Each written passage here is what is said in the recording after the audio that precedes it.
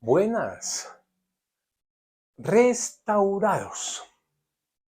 Esta serie hoy nos invita a hablar un poco de una familia en disputas, una familia en conflicto, una familia, podría decirse, en decadencia, la decadencia de una familia, la familia del patriarca Jacob y sus hijos, los mismos que llenos de envidia, entre otras cosas, al final optaron por vender a su hermano José.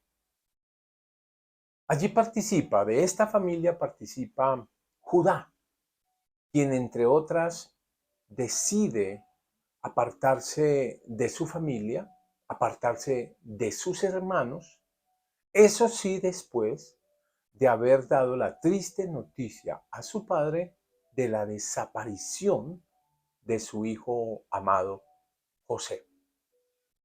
Judá, dice el texto, desciende, se aparta, se desvía y termina estrechando lazos con los cananeos. Allí se casó, tuvo 3 hijos, Onán y Sela. El primero de ellos, casado con Tamar, muere por causa de su propia maldad. El segundo, Onán, también muere por causa de su propia maldad y por no querer cumplir con la ley del levirato, esa ley que consistía en dar descendencia con su cuñada a su hermano fallecido. El tercer hijo, Sela, en últimas es un hijo negado, su padre se ha negado a darlo a Tamar, temeroso, eh, porque él ha dejado que su juicio se nuble.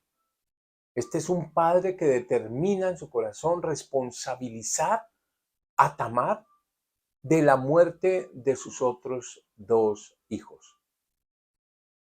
Este Judá es el mismo que después de enviudar se desvía aún más, llegándose a quien él pensaba era una prostituta, y que por falta de discernimiento fue presa del engaño tramado por su nuera Tamar, quien optó por hacerse justicia por su propia mano. Judá, en la negociación con ella, cedió, se desvió aún más en un proceso de franca decadencia moral delante de Dios. Este hombre deja en prenda 3 elementos que en su conjunto hablan de su propia identidad, de la identidad personal suya. Se desvía tanto Judá que incluso está en disposición de dejar perder el sello, el cordón y el báculo o el bastón una vez que quiso recuperarlos, pero no halló a la supuesta prostituta a la cual se los había dejado en prenda mientras le mandaba lo acordado. Tiempo después, 3 meses largos después, este hombre Judá se entera que su nuera Tamar está encinta y sin ningún reparo y con toda pretensión de superioridad moral, determina para ella el peor de los castigos, la peor de las muertes. Sáquenla, dice, y quémenla, que fuera quemada como castigo de la transgresión de ella. Pero Judá se olvidó que él mismo era responsable de tal situación, que él mismo había pecado en mayor manera que lo que había pecado ella. Pero él se pretende juez implacable sobre el pecado del otro, en este caso de Tamar. Solo hasta cuando es expuesto frente a la evidencia de su propia responsabilidad y de su pecado, acata a reconocer cuán injustamente él ha obrado.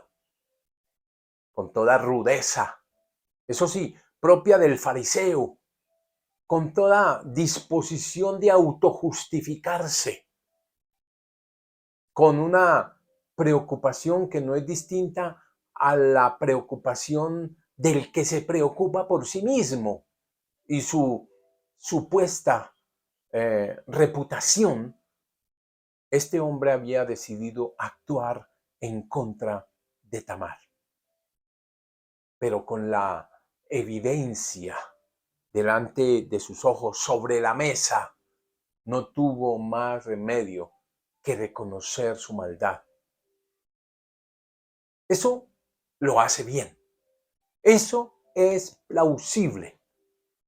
Judá confiesa. Judá humildemente se humilla. Podríamos decir que vuelve en sí, se arrepiente y se aparta.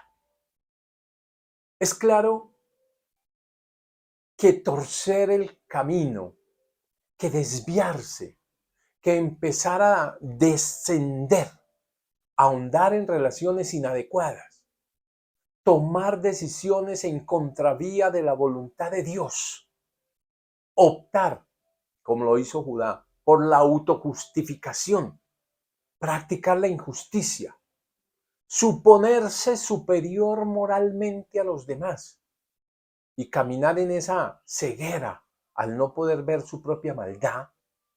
Todo eso lleva necesariamente a una persona a endurecer su corazón frente al fracaso de los demás.